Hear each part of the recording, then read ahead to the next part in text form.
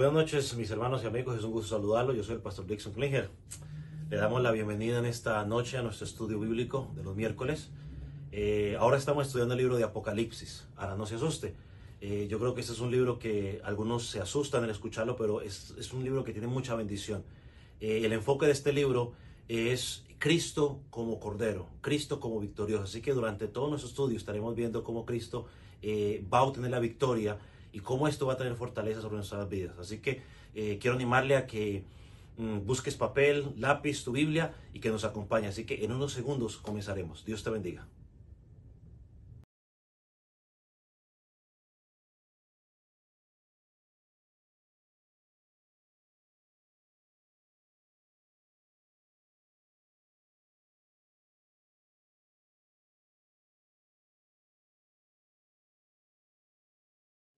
Quiero invitarle a que si trajo su Biblia, vaya por favor al libro de Apocalipsis,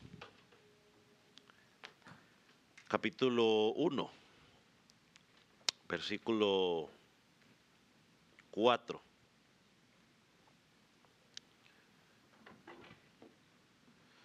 Vamos a leer una vez más estos versículos 4, 5 y 6 y vamos a tratar de terminar, o no vamos a terminar, si Dios permite, lo que comenzamos a estudiar la semana pasada. Puede indicar con un amén cuando lo haya localizado. Dice la palabra del Señor: Juan, a las 7 iglesias que están en Asia, gracia y paz a vosotros, del que es y que era y que ha de venir, y de los 7 espíritus que están delante de su trono, y de Jesucristo el testigo fiel, el primogénito de los muertos, el soberano de los reyes de la tierra, al que nos amó y nos lavó de nuestros pecados con su sangre, y nos hizo reyes y sacerdotes de su nombre, de su Padre. A él sea la gloria e imperio por los siglos de los siglos. Amén. Amado Dios, te damos gracias una vez más por esta hermosa oportunidad de meditar en tu palabra. Te pedimos, oh Dios, que nos dé la capacidad de poder concentrarnos, prestar atención, sumergirnos en tu palabra. Señor, para ser edificados, Señor, para adorarte, para escucharte hablar a nuestras vidas. Señor, oramos por los que no te conocen, para que en tu misericordia la luz del Evangelio pueda resplandecer en sus corazones, sus ojos puedan ser abiertos, ellos puedan ver la condición, su entendimiento pueda ser abierto y puedan ver la condición de su alma, de su vida delante de ti, y puedan encontrar en ti perdón, arrepentimiento. Señor, glorifícate en medio nuestro. Gracias por los que han podido llegar hasta este momento y aquellos que están en sus hogares, oh Dios. Oramos para que seas tú obrando en sus vidas, incomodándolos, Señor, y que sientan ese deseo, Padre, de unirse con tu iglesia para juntos adorarte. En el nombre de Jesús. Amén. Puede tomar asiento. La semana pasada comenzamos a ver lo que en nuestra Biblia está descrito como una salutación o el saludo que el apóstol Pablo o el apóstol Juan está dando, podríamos decir, a estas 7 iglesias. Primero miramos que el apóstol pues identifica, dice Juan, a las 7 iglesias. Explicamos que había muchas más iglesias en esta área, pero que estas 7 iglesias representaban todo lo que todas las iglesias desde la venida del Señor Jesucristo hasta que Él venga por segunda vez.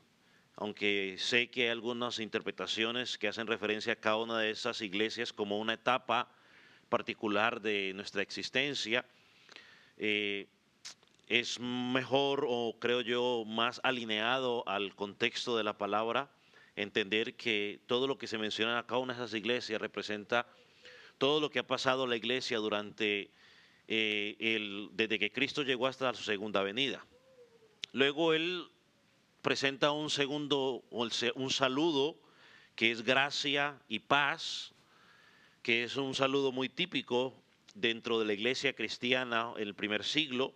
Al pasar los años, pues quizás ya hemos dejado de utilizarla, o bueno, nosotros, algunos que todavía sí la utilizan, pero dijimos que era un deseo profundo del corazón de los hermanos, en realidad desear que la paz de Cristo y la gracia de Cristo estuviera sobre cada uno de los hermanos a los cuales ellos se saludaban, ¿no? No era algo mecánico, sino que era el deseo de su corazón. También hablamos de que el apóstol nos presenta la fuente de esa gracia y de esa paz. Y hablamos que primeramente la fuente es el Padre. Dijimos que cuando menciona a los 7 espíritus que están delante del trono, está haciendo referencia nada más y nada menos que al Espíritu Santo. Y por último presenta a la fuente de esa gracia y de esa paz al Señor Jesucristo. Lo llama aquí Jesucristo el testigo fiel, el primogénito de los muertos y el soberano de los reyes de la tierra. Eso fue a grandes rasgos lo que estuvimos mirando la semana pasada. Hasta allí nos quedamos. Entonces, después del apóstol Juan hablar de la fuente, de la gracia y de la paz, el apóstol Juan,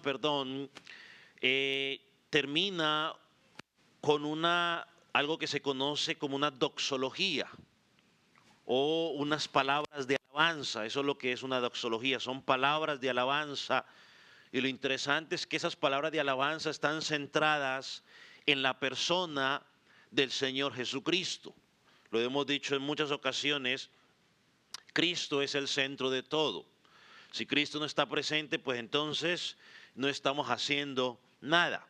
Entonces esta doxología no solo describe al Señor Jesucristo como profeta, lo describe a Él como rey de su pueblo, sino también que lo describe como sumo sacerdote. O sea, son los 3 oficios del Señor Jesucristo que ya en su tiempo estudiamos. Jesucristo es nuestro profeta, es nuestro rey y nuestro sumo sacerdote. Mire cómo comienza o cómo termina el final del versículo 5 y cómo comienza el versículo 6. Lo leo una vez más para ustedes. Dice, lo voy a poner juntos.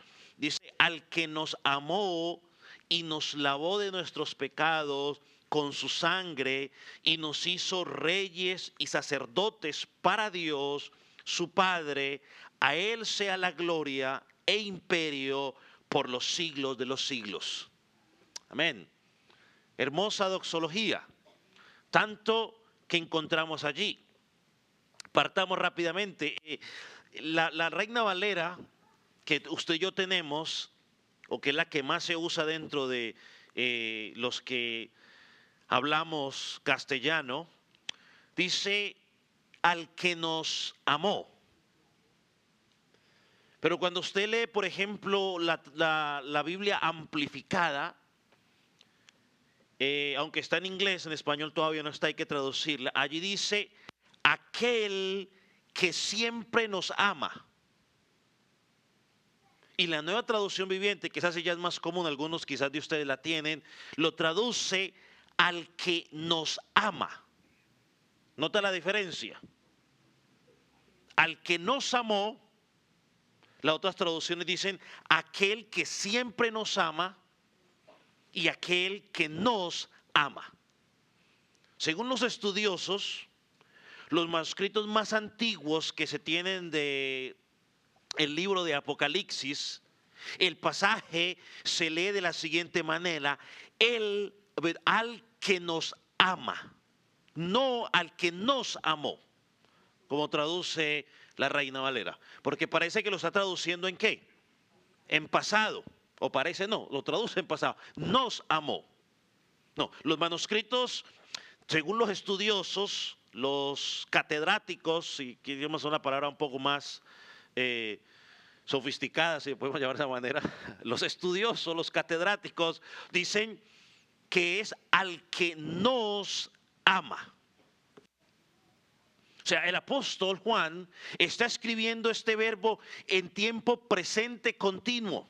O sea, es una acción que es continua. Por eso, si usted tiene la oportunidad de leer la Biblia de las Américas, la Biblia amplificada, la nueva traducción viviente, en toda usted va a encontrar la traducción al que nos ama o al que siempre nos ama. Es una acción continua. El amor de Dios por su pueblo es un amor continuo. Es algo no solo del pasado, sino que es algo del presente, y ese amor seguirá hasta la eternidad. Él nos ama. Ese es el amor de Dios. No se cansa. Es más, 1 Corintios capítulo 13, que nos habla de la grandeza del amor, dice que el amor nunca deja de ser. Pasarán las cosas, pero el amor nunca deja de ser. Entonces, este es el amor que el apóstol Juan describe, que está en total concordancia con lo que describe el apóstol Pablo en Efesios capítulo 3, versículo 18, cuando habla del amor. Y cuando leí un comentarista hablando sobre ese amor tan grande del Señor, lo presentó de la siguiente manera: el amor es tan ancho, el amor de Dios es tan ancho. Bueno, es más, hay una canción que nosotros cantamos hace muchos años en la iglesia, ¿no? El amor de Dios es maravilloso, tan alto que no puedo ir arriba de él, tan bajo, tan profundo, ¿no? Hermano Jeremías, creo que debe acordar, mis papás, que se cantaban esas canciones por allá de antaño. Pero este comentarista lo pone de la siguiente manera: el amor es tan ancho que puede abarcar gente de todo pueblo, toda nación y toda tribu. Yo creo que Israel pensaba que era solamente ellos. Y luego tanto los apóstoles como el Señor Jesucristo entendieron: no, es para todo el mundo. Y cuando muchas veces se refiere mundo, no está hablando referencia así a cada persona en particular, sino que era para todas las razas. O sea, su amor es tan ancho que abarca todo pueblo, toda nación, toda tribu. Es tan largo que puede abarcar personas desde el principio de la creación hasta el fin del mundo. Es tan profundo como para venir a las profundidades de la depravación humana para rescatarnos. Y es tan alto para llevar a su pueblo a los cielos. Así es el amor del Señor. Él nos sigue amando. No es que nos amó, no, nos sigue amando. Mire lo que dice el apóstol Juan, el mismo apóstol, pero en su epístola, en la primera epístola, no el evangelio, sino en su primera epístola, Juan capítulo 4, ahí más atrasito, atrasito, para atrás. Capítulo 4, versículo 9. Yo cada vez que digo atrasito, me acuerdo de mi esposa. Porque para ella y para mí, atrasito y para adelante son dos conceptos diferentes cuando hablamos de la palabra. Entonces, 4:9. El otro día tendremos la conversación a ver si ya nos hemos puesto de acuerdo, pero hasta ahora todavía parece que no recuerdo. No hemos puesto de acuerdo todavía en eso. Díseme lo que dice. En esto se mostró el amor de Dios para con nosotros, en que Dios envió a su Hijo unigénito al mundo para que vivamos por Él. O sea, es la prueba más grande del amor de Dios, es que Él envió a su Hijo a morir para que vivamos por Él. Y una de las cosas que a veces enfatizamos como cristianos: ya no vivimos para nosotros, ya no es para lo que a mí me gusta, sino que vivimos para Él. Él es nuestro mediador y por lo tanto nos ama constantemente. Él nos ama constantemente. Entonces, esta doxología va enfocada a Él, aquel que nos ama. La segunda realidad que menciona el apóstol Juan aquí, que el Señor Jesucristo hizo por nosotros, es que dice, la Reina Valera dice, nos lavó de nuestros pecados con su sangre. La sangre de Cristo no es un amuleto, la sangre de Cristo simplemente fue utilizada para lavarnos y limpiarnos de nuestro pecado. Allí encontramos otra vez una diferencia más entre la versión quizás Reina Valera o los manuscritos que utilizaron ellos para traducir la Reina Valera con los manuscritos más antiguos o los manuscritos que son más textuales, porque los manuscritos más antiguos leen de la siguiente manera: Él nos libertó de nuestros pecados con su sangre. Mire cómo lo traduce la Biblia de las Américas. Voy a leer la Biblia de las Américas y luego vamos a leer la Biblia amplificada. Dice: al que nos amó, la Biblia de las Américas, el que nos ama y nos libertó de nuestros pecados con su sangre. Aquí dice nos lavó, pero aquí nos libertó. La Biblia amplificada dice de la siguiente manera: aquel que siempre nos ama y que de una vez por todas nos liberó o nos lavó de nuestros pecados con su propia sangre.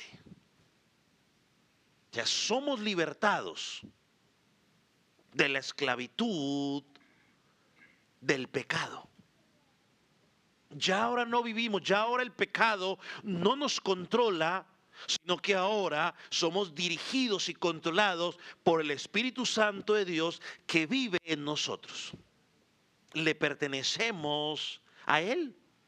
Así que entonces, aquí está hablando aquí el apóstol Juan. El apóstol Juan en su doxología está haciendo referencia a la redención que logró Jesucristo en la cruz del Calvario a nuestro favor. Él recibió el castigo que era sobre nosotros. Él pagó con su vida el precio que costaba la liberación suya y la liberación mía. Una redención. Éramos esclavos, ahora somos libres.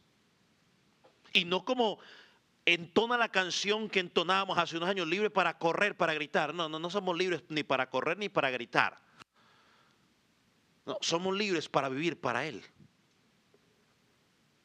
Somos libres para ahora poder hacer lo que antes por causa del pecado no podíamos hacer. Ahora nos podemos acercar ante el Padre. Ahora ya el pecado no se enseñorea de nosotros, como dice Romanos, porque hay libertad con su sangre. Juan capítulo 15, versículo 13, dice lo siguiente: nadie tiene mayor amor que este, uno que ponga su vida por sus amigos. La gente prueba de amor de Dios, pues no hay amor grande. Él puso su vida. Cuando Él sabía que en muchas ocasiones usted y yo íbamos a ser infieles, sin embargo Él nos amó. Nos ama. Y como dice Juan 8:36, así que si el Hijo os libertare, seréis verdaderamente libres. Entonces, no es que yo no puedo, no, bueno, es que si la Biblia dice que si el Hijo te ha libertado, eres verdaderamente libre. Y esto no son palabras de superación personal ni metafísica de que yo puedo. No. Palabras motivacionales. La Escritura dice: si tú realmente estás en Cristo, si el Hijo te ha libertado, eres verdaderamente libre. Ya puedes hacer lo que Cristo pide de ti. Ya puedes hacerlo. Entonces, una vez más, el apóstol Juan está haciendo referencia al significado de la Pascua judía. Que hacía referencia a la doctrina de la expiación sustitutiva. Se refiere a la muerte de Jesucristo en la cruz, tomando nuestro lugar. Allí lo vemos, no a Jesucristo como nuestro sacerdote, no solamente siendo el sacerdote que ofrecía el sacrificio, sino que al mismo tiempo era el ¿qué? El cordero que era ofrecido. Y por último, el apóstol menciona, empezando el versículo 6, nos habla de nuestra realidad, lo que somos en Cristo. Como pueblo de Dios, por la obra de Jesucristo, que nos ama, que nos liberó o nos lavó de nuestros pecados con su sangre, dice el versículo 6 al comienzo, nos hizo ¿qué? Reyes y sacerdotes para Dios su Padre.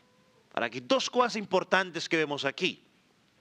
Es lo que Dios hizo por nosotros y después lo que somos nosotros ahora por lo que Él hizo.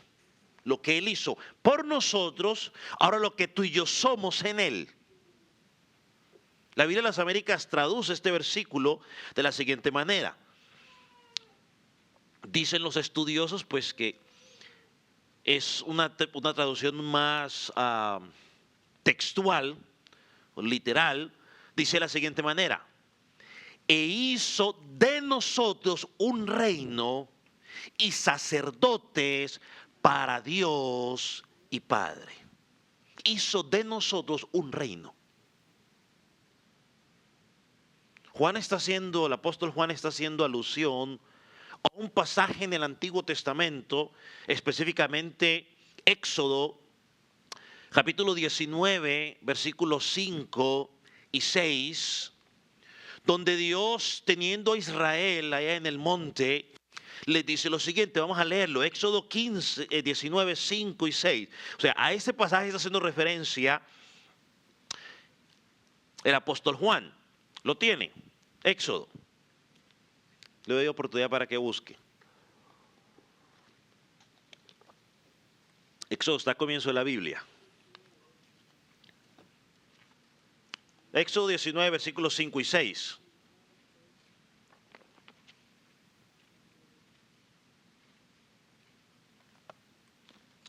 ¿Lo tiene?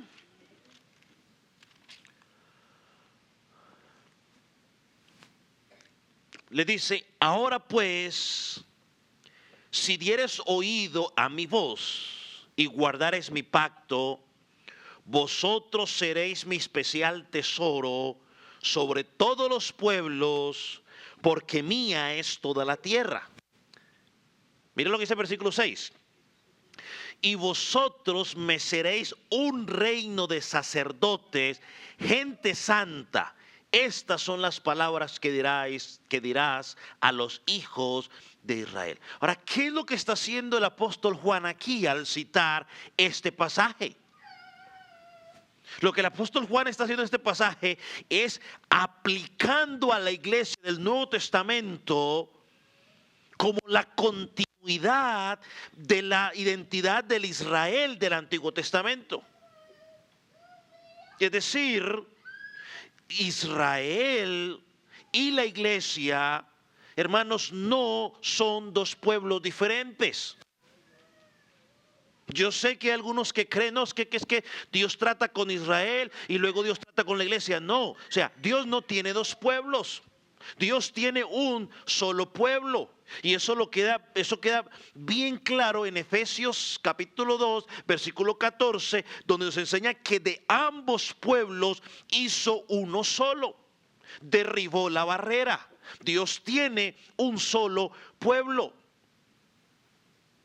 La iglesia hace parte del Israel espiritual de Dios, no el de sangre, sino el Israel espiritual de Dios. Y Pablo dice claramente que no todo el que es israelita es parte del pueblo de Dios. Eso está claro en Romanos, un día lo estudiaremos.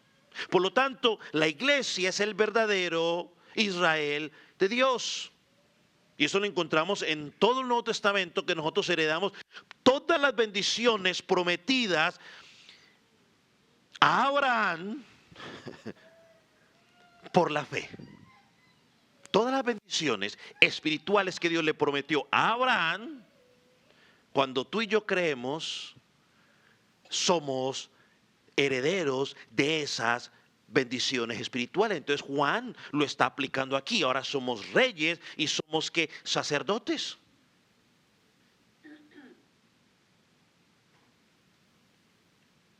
Y lo interesante, que como parte de ese reino, los creyentes pertenecemos debido a lo que Jesucristo hizo, no lo que tú y yo vamos a hacer o podemos hacer, sino lo que Jesucristo hizo por nosotros. Y esto lo encontramos continuamente en todo el libro de Apocalipsis. Por ejemplo, la iglesia de Tiatira, en el capítulo 2, versículo 26, le dice: al que venza y mantenga mis obras hasta el fin, le daré autoridad sobre las naciones.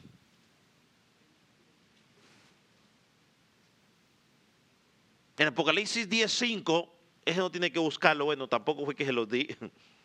Dice: los adoradores en el cielo alaban a Cristo por ser su pueblo. Y dice: un reino y sacerdotes para nuestro Dios. Y el apóstol Juan añade o finaliza ese versículo diciendo: y reinaremos sobre la tierra. Entonces los reyes, hablando en términos humanos, reinan al conquistar, o sea, conquistan un territorio y empiezan a reinar. Los creyentes, en el nombre de Cristo, por medio de la predicación, expandemos el reino de Dios. Por eso tenemos que predicar. Los reyes establecen leyes o normas para regir su reino, como los gobernadores o como las naciones tienen normas para dirigir su país. Bueno, los cristianos, cuando entramos en el reino de Dios a través de Jesucristo, tenemos unas normas o unas leyes que tenemos que obedecer. No vivimos como bien nos parezca, vivimos de acuerdo a su palabra. Es más, recuerde que cuando Jesucristo dice en Mateo 7:21, apartaos de mí, hacedores de maldad, lo que está diciendo esa palabra, hacedores, es personas que vivieron sin Dios y sin ley. O sea, apartados de mi ley. El cristiano tiene unas normas, mandamientos que debe obedecer. Hay gente que dice: es que yo no me quiero hacer cristiano porque es que si me hago cristiano, la gente sabe que cuando es cristiano tiene que dejar de hacer cosas. No porque el pastor empieza a darle una lista: mira, aquí está la lista de lo que puedes hacer o lo que no puedes hacer. No. O levante la mano al que yo le he dado lista. No. Sino que cuando usted empieza a leer su palabra, usted empieza a entender que Dios pide cosas de ti que tienes que hacer y otras que no tienes que hacer. Por eso a veces la gente ama más las tinieblas que la luz. Por eso recordamos aquí quizás las palabras del Señor Jesucristo cuando nos enseñó a orar allá en Mateo 6:10, ¿no? Venga tu reino, hágase tu voluntad en la tierra como lo es en el cielo. ¿Alguien tiene duda de que en el cielo se hace la voluntad de Dios? Solo uno trató de hacerlo y todo el que quiso unirse a él lo despacharon. Y tiene condenación eterna. Entonces, lo segundo que nos menciona el apóstol aquí, que dice de nosotros, es que nos hizo sacerdotes. O sea, a favor de la obra perfecta que Jesucristo realizó en la cruz del Calvario, el Señor nos hizo sacerdotes. Ahora la pregunta es: ¿qué hacía un sacerdote? Y el sacerdote, yo sé que quizás estará pensando en que ofrecía sacrificios, sí, ofrecía sacrificios, pero en realidad lo que el sacerdote estaba haciendo era simplemente servir a Dios. El sacerdote sirve a Dios. Ahora que somos hechos sacerdotes, servimos a Dios en el nombre de Cristo. Y el sacerdocio del cristiano en el Nuevo Testamento nos lo presenta al menos en tres maneras, se las menciono rápidamente. En primero, como rey, como sacerdotes, ofrecemos una verdadera adoración a Dios de acuerdo a su palabra. El sacerdote ofrece una verdadera adoración a Dios de acuerdo a su palabra. No es lo que dice lo moderno, no es lo que dicen las megas iglesias, sino lo que Dios dice en su palabra. Hebreos 13:15, que estudiaremos más adelante, dice que debemos ofrecer sacrificios de alabanza, frutos de labios que confiesan su nombre. En segundo lugar, cuando la Biblia nos presenta a nosotros como sacerdotes, es que los sacerdotes dan testimonio de la gloria y la gracia de Dios al mundo. Tú y yo somos los encargados de dar ese testimonio. Testificamos de la gracia de Dios, testificamos de la gloria de Dios al mundo. Y en tercer lugar, ¿cómo lo hacemos? Bueno, como sacerdotes ya no ofrecemos animales. Como sacerdotes ofrecemos nuestra propia vida como un sacrificio ¿qué? Vivo, santo y agradable al Señor, que es nuestro culto racional. ¿Dónde dice eso en la Escritura? ¿Dónde dice? Romanos capítulo 12, versículo 1. Como sacerdotes presentamos nuestra vida al Señor día tras día como un sacrificio vivo, santo, es decir, apartado, un sacrificio agradable al Señor, no a los hombres. No es a ver qué le gusta a la gente, a ver si esto hace sentir bien a la gente. No, no, no. ¿Qué interesa lo que piense la gente? ¿Es esto agradable al Señor? A ver si esto atrae a la gente. No, no, pero ¿quién dijo? ¿Es esto agradable al Señor? O usted vio al apóstol Pablo o al apóstol Pedro o al mismo Señor Jesucristo haciendo cosas para agradar a la gente, para que la gente viniera. No, el Espíritu Santo no hace eso. El Espíritu Santo atrae a la gente cuando Él quiere y como Él prefiere. Entonces los cristianos ofrecemos un sacrificio expiatorio. Porque Cristo nos ha liberado de nuestros pecados de una vez para siempre, mediante su sangre. Entonces, como sacerdotes, el apóstol Juan nos está diciendo que ahora tú y yo podemos tener la puerta abierta para servir a nuestro Dios, para testificar de nuestro Dios y para vivir para nuestro Dios. Hermano, el creyente tiene que entender eso.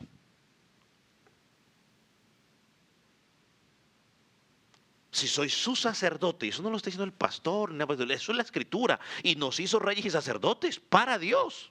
No es para el pastor, no es para la iglesia, es para Dios, su Padre. ¿Con qué propósito? Tiene la puerta abierta para que sirvas a tu Dios, tiene la puerta abierta para que testifiques de tu Dios, y tiene la puerta abierta para que vivas para tu Dios, como un sacrificio vivo. Ahora, ¿cómo termina Juan esta doxología? Mire lo que es el versículo 6 al final. Mire cómo termina. Mire cómo concluye. A Él sea la gloria e imperio por los siglos de los siglos. Amén.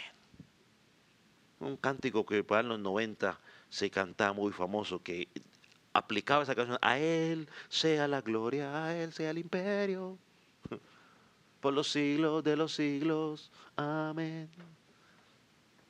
Dos cosas se le ofrece al Señor Jesucristo aquí: gloria e imperio.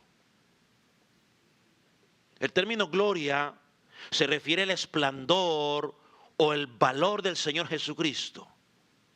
El término imperio se refiere a su dominio sobre todo el universo, a su soberanía.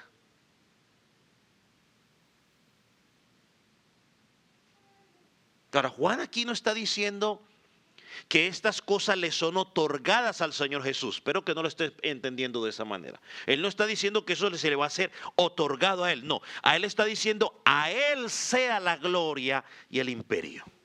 No es que nosotros se lo damos a Él. No, de Él es toda la gloria, Él tiene el imperio. Lo que somos llamados es a reconocer su gloria, a reconocer su imperio, su dominio. Es reconocer quién es Jesús, reconocer su gloria. Reconocer su control sobre todo, su control, porque a veces diga, bueno, vamos a especificarlo, porque es fácil decir, oh sí, Él tiene el control sobre todo el mundo, pero menos sobre mi vida. Porque entonces yo con mi vida hago lo que yo quiero. Y algunos se atreven a decir, bueno, es que hasta que yo no le dé permiso, pero ¿quién soy yo para darle permiso a Dios? Cuando yo escucho que la gente dice, es que Dios es un caballero y Él espera que tú le pidas permiso, yo siempre pienso en Job. En Jonás.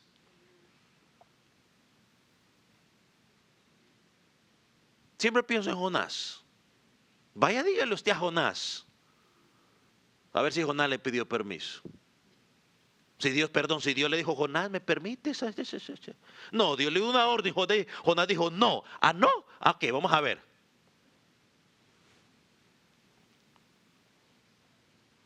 Entonces hay que reconocer su imperio y su dominio aún sobre nuestra propia vida. Interesante, cuando tú y yo miramos el contexto de estas palabras, cuando usted mira gloria e imperio, Juan lo que le está diciendo a sus hermanos es que el que merece la gloria, la alabanza, no era el emperador romano, porque a ellos había que darle gloria. Había que reconocerle su dominio, había que inclinarse, Ave César, y darle saludos a los cuales le dicen, no, un momento. Y ese era uno de los problemas que quizás los cristianos tenían con el imperio. Porque ahora, ya para ellos, el rey no era Domiciano en este caso, del tiempo de Juan, era Cristo. Ya no le rendían pleitesía. Una cosa es respetar, honrar la autoridad que se le ha dado a mi gobernador, y otra cosa es rendirme pleitesía como si fuera el Dios. No, al que le rindo pleitesía es únicamente a Dios. A Él respeto su autoridad, su posición. Hágalo bien o lo hago mal. Él dará cuenta si lo hace bien o no lo hace. Pero no era el emperador del momento, sino Jesucristo. Jesucristo es el único que merece la adoración. No hay más nadie, es que no hay más nadie. No quiero decir nombres para no molestar a nadie, pero no hay más nadie. El único que merece adoración y gloria es Jesucristo. Más nadie. Todo otro que recibe adoración es un falso Dios, es idolatría. Y Dios se pronuncia en cuanto de eso, porque solo le pertenece la gloria y el poder al Dios soberano. Por eso lo adoramos. Por eso lo adoramos. Dijo alguien, uno de los pensadores cristianos, que los más maravillosos cánticos de la Biblia se encuentran en Apocalipsis. Y uno de los cánticos de la Biblia es este. A lo largo de la historia del libro Apocalipsis, hermano, hay un incremento de alabanza al Señor Jesucristo. Y alguien dijo esto, y yo creo que lo dice con razón. Dice, el lema de adoración de toda iglesia debería ser leer la Biblia, predicar la Biblia, orar la Biblia y cantar la Biblia. El lema de adoración de toda iglesia debería ser leer la Biblia, predicar la Biblia, orar la Biblia y cantar la Biblia. Aquí se nos menciona gloria y imperio. Es más, si usted lo sigue mirando, lo encontramos en varios pasajes. Por ejemplo, en Apocalipsis, capítulo 4, versículo 9 y versículo 11, se dice ahí, gloria, honra y poder. En Apocalipsis 5, versículo 13, leemos, alabanza, honra, gloria y poder. Apocalipsis 7, 12, tenemos la misma alabanza diciendo, amén. La bendición, la gloria y la sabiduría y la acción de gracias y la honra y el poder y la fortaleza sean para nuestro Dios por los siglos de los siglos. Es decir, eternamente y para siempre. En todo momento merece la gloria. Dios merece la gloria cuando todo está bien en mi vida, y Dios merece la gloria cuando estoy enfermo. Cuando tengo un buen trabajo, cuando pierdo el trabajo, Él merece la gloria. En todo momento. No es que la gloria cuando todo está bien. No, no. La gloria a Él cuando todo está bien o cuando todo está mal. Porque mi adoración a Él, mi agradecimiento a Él, no depende de lo que Él me da, depende de lo que Él es. Por eso Job, sí, Job, ¿cierto? Pudo decir, Dios dio, Dios quitó, sea el nombre de Dios bendito.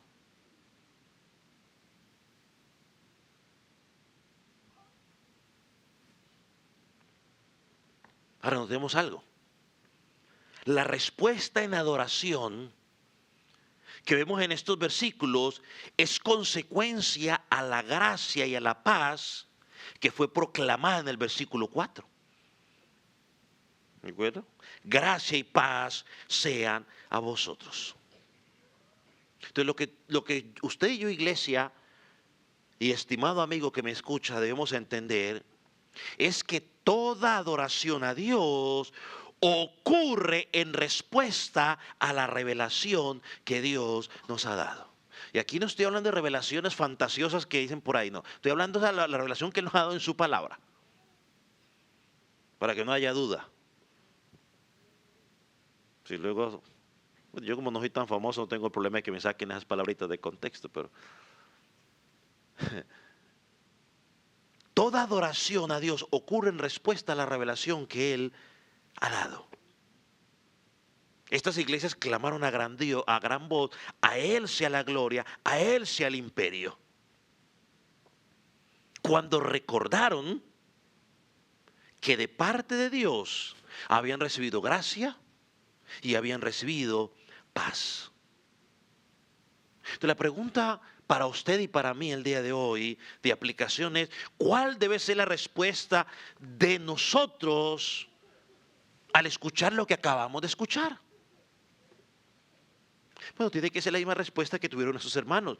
A Él sea la gloria. Y tiene que ser por los siglos de los siglos. La respuesta del pueblo de Dios a las verdades que Dios le muestra en su palabra, mis hermanos, debe ser adoración.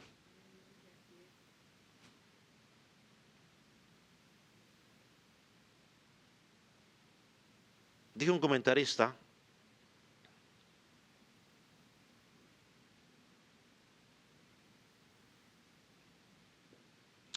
la vida cristiana no es solo un tiempo de espera. Los cánticos y alabanza de Apocalipsis muestran que la celebración ya ha comenzado. Hermanos, la adoración verdadera surge y ocurre únicamente en respuesta a lo que Dios se ha revelado de sí mismo a nosotros. Y esto lo vemos en toda la Escritura. Por eso el centro y el corazón del servicio, del culto o de la celebración de la iglesia local no son los cánticos. Eso es parte de nuestra adoración. El centro de nuestra adoración a Dios como iglesia, hermanos, aunque usted no lo quiera entender, es la predicación de la palabra de Dios. Yo escucho gente que dice, oh, ahora viene lo más importante, la palabra de Dios. Después de que han cantado 4 horas, viene lo más importante. Y entonces la predicación tiene que ser rápido porque ya no hay tiempo. Ya la gente está cansada. Y eso es lo más importante. ¿Qué tal que no fuera importante entonces? Debería ser al contrario. 4 horas de la palabra de Dios y entonces luego cantamos 30 minuticos entonces. Ah, no, pero la gente se cansa. Pero es lo más importante. ¿Por qué? Porque es que en la predicación de la palabra de Dios es donde Dios nos habla cada miércoles, cada domingo o en cada semillero de vida. Es allí donde Dios habla a la iglesia local. Es allí donde Dios nos recuerda quién es Él. Lo que Él ha hecho por nosotros, lo que Él espera de nosotros. Es allí donde escuchamos la voz de Dios a través del que está predicando y respondemos en adoración.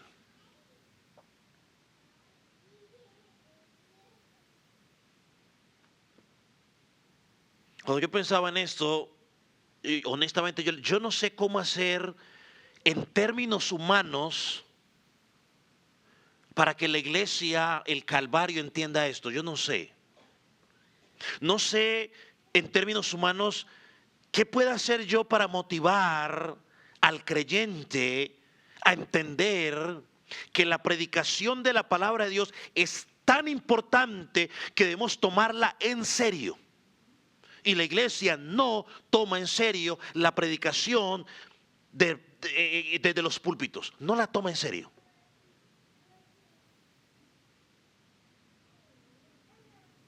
Y yo sé por qué se lo digo, yo estoy aquí, así que yo veo muchas cosas, o cualquier predicador ve muchas cosas. La gente no toma en serio las predicaciones o las enseñanzas.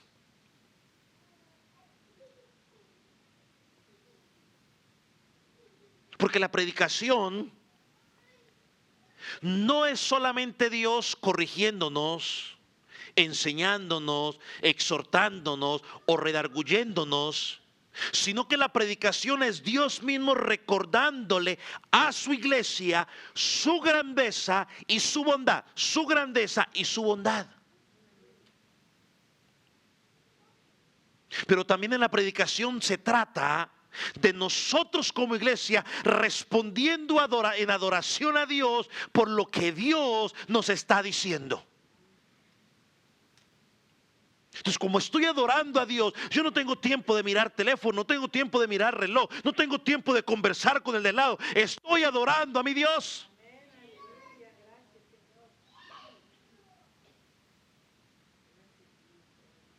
Estoy adorando.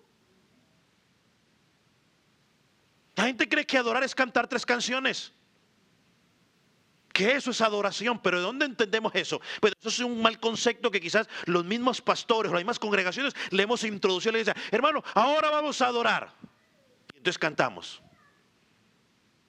La alabanza, no, porque esos son más rápidos. Adoración, porque son más despacios. Y entonces cuando ofrendamos, cuando predicamos la palabra, cuando oramos, ¿qué estamos haciendo?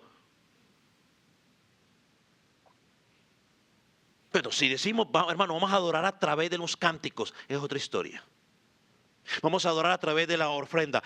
Ya estamos especificando. Pero hermano, la adoración es más que cantar 2, 3 canciones. Y la iglesia tiene que entender eso. Hermano, estamos equivocados si pensamos que la predicación no tiene valor porque simplemente estamos ahí sentados mirando a alguien que habla y esperando a ver a qué hora se acaba. Estamos equivocados. No hemos entendido. Porque en la predicación Dios habla a su pueblo. Y su pueblo responde en adoración.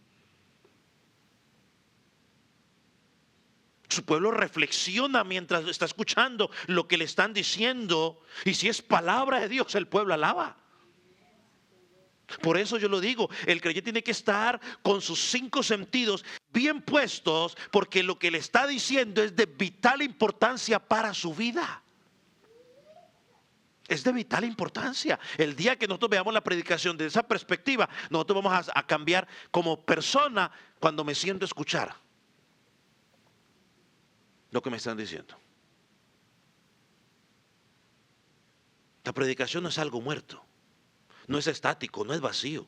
Es Dios revelándose a sí mismo y mostrando sus maravillas para su pueblo, para que su pueblo lo adore y lo exalte, para que su pueblo pueda decir: a Él sea la gloria, a Él sea el imperio por los siglos de los siglos. O yo pregunto, iglesia, cuando usted lee al que nos amó, al que nos lavó, nos liberó, ¿eso no produce adoración en su vida? ¿No produce deseo de exaltarle? ¿No produce deseo de vivir para Él? Por eso es que nos reunimos cada miércoles y cada domingo. Es para adorarle. Ya sea que adoremos con la lectura, ya sea que adoremos con un cántico, ya sea que adoremos a través de la predicación, a través de la oración, a través de la ofrenda. Todo lo que hacemos aquí tiene que ser para su gloria. Y cuando salgo de este lugar, yo sigo adorando a mi Señor por mi estilo de vida. Cuando yo deseo, o le digo a mi hermano, de corazón, Dios te bendiga, de corazón, yo estoy adorando a mi Dios. Cuando yo perdono a mi hermano, yo estoy adorando a mi Dios. Cuando yo estoy siendo misericordioso, paciente, tolerante con el pecado de mi hermano, estoy adorando a Dios. ¿De qué me sirve cantar? Tu fidelidad es grande, o cualquier cántico que estemos cantando, si a la hora de la verdadera adoración, cuando tengo que poner en práctica lo que he aprendido de Dios, simplemente no perdono, no soy tolerante con mi hermano, no soy paciente. Perdóneme, yo no me caracterizo, aquí no nos caracterizamos por eso, pero no ofrendo. Hay algún momento en que usted quizás no podrá ofrendar, porque pero cuando ya lo agarramos de crónico,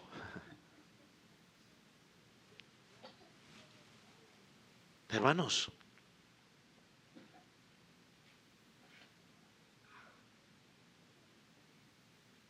unas palabras finales. A usted joven, niño, adulto, no sé por qué siempre empiezo por joven, pero bueno, niño, joven, adulto, que no conoce al Señor Jesucristo y que me ha estado escuchando durante esta noche. Usted debe entender algo que es bien fundamental. Necesitas de la gracia de Dios. Todos los hombres la hemos necesitado en algún momento de nuestra vida. Porque Dios, según la palabra, nos ve como los enemigos de Él por causa de nuestro pecado. Si usted no ha creído en Jesucristo, la Biblia dice que tú eres enemigo de Dios y estás en enemistad con Dios Todopoderoso. Y eso debe alarmar tu vida. Porque no hay nada más peligroso que presentarse delante del juez justo. Así que niño, joven, adulto que estás en esta noche sin Cristo, la Biblia advierte que si tú no te arrepientes, serás condenado por Dios. Y la consecuencia de esa condena es que terminarás en el infierno, no porque Dios sea malo y mande gente al infierno, sino porque por causa de tu pecado. La paga del pecado, dice la Escritura, es la muerte. Por eso necesitas la gracia, la paz que proviene únicamente de Dios a través de Jesucristo, nuestro mediador. Arrepiéntete de tus pecados. Confía tu vida a Dios, no confíes en tus propias fuerzas. Y entonces realmente podrás proclamar lo que dice el apóstol Juan aquí: a Él sea la gloria por los siglos de los siglos. Yo no te quiero asustar, estimado amigo, o al niño, o al joven, o al adulto que esté aquí. Pero la Escritura enseña claramente que al final de los tiempos, toda rodilla se doblará y toda lengua confesará su nombre. Pero yo te digo una cosa: si tú no te arrepientes ahora que estás vivo, lo tendrás que hacer en el infierno. Pero aunque reconozcas que Él es el Señor, que reconozcas su soberanía, va a ser demasiado tarde. El día de salvación es ahora, para que puedas decir: a Él es la gloria, a Él es el imperio. Amén. Vamos a orar, iglesia. Póngase sobre sus pies.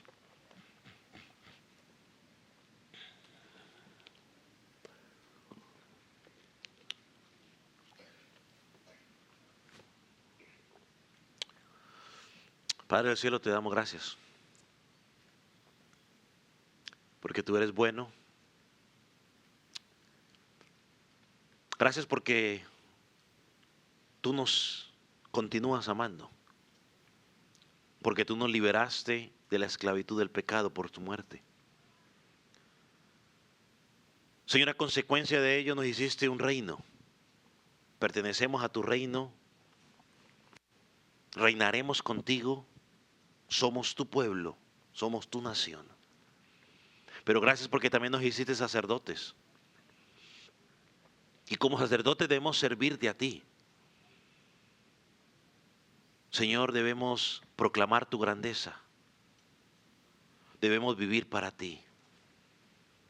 Señor, y nuestra vida debe ser una vida de oración, como dice el Señor Jesucristo en Juan capítulo 4. Dios busca verdaderos adoradores que le adoren en espíritu y en verdad. Señor, llévanos al entendimiento de estas verdades. Afirma nuestra fe. Señor, y el que no ha creído en ti, oramos para que hoy pueda creer en ti, para que hoy pueda confesar su pecado delante de ti, para que pueda pedir arrepentimiento. Y tu palabra enseña que todo aquel que a ti viene, tú no lo echas fuera. Padre, gracias por esa promesa. Señor, quédate en medio nuestro.